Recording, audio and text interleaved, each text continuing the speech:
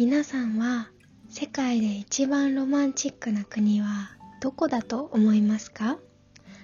また、日本人はロマンチックだと思いますか？シラの日本語ポッドキャスト。こんにちは。シラの日本語ポッドキャストへ来てくださりありがとうございます。シラです。このポッドキャストでは自然な日本語で日常的なことや日本の文化についてお話ししていきたいと思います。ぜひリラックスしながら最後まで聞いてもらえると嬉しいです。今日もよろしくお願いします。最初に少しお話ししたのですが、今日は日本人はロマンチックなのか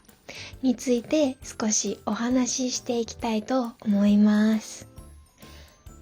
皆さんはロマンチックと聞くとどんなイメージがありますか？例えば、I love you 愛してるとよく言うだとか、サプライズをするだとか、お花をプレゼントする。私的にはお花をプレゼントするはとってもロマンチックなことなんじゃないかなというふうに思うのですが、皆さんは何が一番ロマンチックだなと思いますか？そして今お伝えしたような愛してるというサプライズをする、お花をプレゼントする、こういったことを日本人がよくするのかというふうに聞かれると、正直これはあんまりしない方だなというふうに私は思います。特にこの愛してるという言葉ですが、実際にお互いに愛してるよというカップルや夫婦はほとんどいないんじゃないかなというふうに思います。ドラマではセリフとして愛してるという言葉が出てくることがあるのですが、実際に愛してるというふうに言うことはあんまりないんじゃないかなと思います。じゃあカップル、夫婦たちは愛してるという言葉を使わずに、じゃあ何を言うのかなんですけど、これは好きという言葉を伝えます。愛してるという言葉は本当にドラマだけで聞く言葉ですごく重たいイメージが日本人はある方が多いと思うのですが、好きという言葉はお互いに伝え合うカップルや夫婦も多いと思います。またサプライズについては人によっても違うのですが、恋人のお誕生日だったりとか記念日などにお祝いとしてサプライズをする人もたまにいます。そしてこの記念日についてなのですが、学生などは1ヶ月に一度記念日にお祝いをするカップルもよくいます。大人になると1年に一度毎年付き合った日にお祝いをする人も多いかなと思うのですが、皆さんの国ではどうですか？記念日以外にもカップルの日とか夫婦の日、恋人の日、こういうふうに言われている日などがありますか？愛してるという言葉を言う代わりに好きという言葉を伝えることが多いというふうにお話ししましたが、好きという言葉もあまり言わない人も正直たくさんいるかなと思います。じゃあ本当に愛情がないのか、好きじゃないのか、そういうふうに聞かれると全然そういうことではなくて、愛してるとか好きという言葉を伝える代わりに、ありがとうやごめんなさいを本当にたくさん言ったり、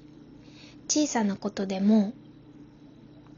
ありがとうと思う感謝の気持ちを忘れないだとか、少しでも相手が傷つくことをしてしまったらごめんなさいと正直に謝ることが大事だというふうに、思う人も多いと思います。また、例えばお仕事の日の朝などには今日も頑張ってねと連絡を送ったり、感謝の気持ちを伝えるごめんなさいを忘れない。あとは、今日も頑張ってねと小さなことだけど相手を応援する気持ちを伝える、こういうふうに愛情表現をする方が多いんじゃないかなと思います。今言ったような3つのことをしていると、愛してるという言葉や好きという言葉はありませんが、相手を思っているんだなということがとってもよく伝わるんじゃないかなと思います。また日本では、本当はこうしてほしい、自分はこういう風にしてほしい、例えば連絡をたくさん返してほしいだとか、本当は毎日会いたいっていう風に思っていても、それを恋人、パートナーに伝えないっていう方も多いです。伝えずに我慢をしているっていう人も結構多いと思います。なんで自分の気持ちを我慢して相手に伝えないのかというと、自分の気持ちをあまり強く伝えない、控えめであることが優しさというふうにも、されているところがあると思います。これも人によって様々なので、日本人がみんなそうというふうに言い切ることは少し難しいかなと思うのですが、恋人に対して自分の気持ちをあまり伝えないという方が多いようなイメージがあります。愛してるという言葉や好きだとか、自分の気持ちをあまり相手に伝えないということが多い日本ですが、どうなんでしょうか。他の国の方々から見ると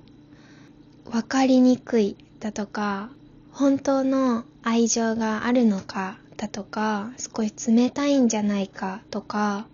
付き合う意味はあるのかというふうに思う方もいるんじゃないかなというふうに思うのですが、皆さんの国はロマンチックですか？日本と同じような恋愛スタイルですか？日本人は大きいサプライズ、たくさんの花束よりも毎日の小さな小さな優しさ、相手を思いやる気持ち、気遣いなどを喜んだり好む方が多いんじゃないかなというふうに思います。皆さんはどうですか？言葉で伝える方ですか？行動で示す方ですか？ぜひ教えてもらえたら嬉しいです。はい、ということで今日は日本人はロマンチックなのかについて少しお話ししてみました。いかがだったでしょうか？この恋愛の話は人によっても違うと思いますが、国によっても本当に変わってくるかなと思うので、前回告白や初デートについて少しお話をしたことがあるのですが、今回はロマンチックについてお話ししてみました。恋愛の話、国によっても違うと思うので、私自身他の国ではどんな恋愛をしているのかすっごく気になるので、恋愛についてのお話たくさんしていきたいなというふうに思っています。そして皆さんの国での記念日のお祝いがあるのかどうかや、記念日には何をして過ごすのかなどもコメントで教えてくださると嬉しいです。このチャンネルではこれからも日常的なことや日本の文化についてお話ししていきます。そして Spotify も開始したので、ぜひお散歩や家事など何かをしながらでも Spotify で聞いてくださることもできるので、ぜひぜひ聞いてみてもらえたらと思います。そしてこのチャンネルも登録して次回以降も聞いていただけたら本当に嬉しいです。最後まで聞いてくださった方、本当にお疲れ様でした。では次回のポッドキャストでお会いしましょう。ありがとうございました。シラでした。